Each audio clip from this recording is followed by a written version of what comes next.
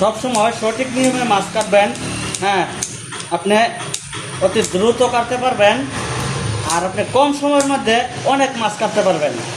এই যে আমি যেভাবে কাটতেছি ঠিক এটাই হলো এই মাছটা কাটার সঠিক নিয়ম। তো এই মাছের নাম আমাদের ইন্ডিয়াতে আমরা আইলা ডাকি, তবে বাংলাদেশে বা অন্য অন্য জায়গায় কী ডাকে সেটা জানি না। হ্যাঁ, আর আপনাদের বাংলাদেশে বা যে যেখান থেকে দেখতেছেন আপনার জায়গার বাসায় এই মাছটাকে কী বলা হয়, হ্যাঁ, সেই নামটা কমেন্ট বক্সে জানিয়ে যাবেন, ঠিক আছে? তো সবাইকে অনেক অনেক ধন্যবাদ সম্পূর্ণ ভিডিওটা দেখার জন্য। তো সবাই সুস্থ থাকবেন, ভালো থাকবেন, আমার জন্য দোয়া করবেন। হ্যাঁ, আমিও মন ভরে সবসময় আপনাদের জন্য দোয়া করি। আল্লাহ হাফেজ, বাই বাই, আবারও দেখা হবে আরেক ভিডিও।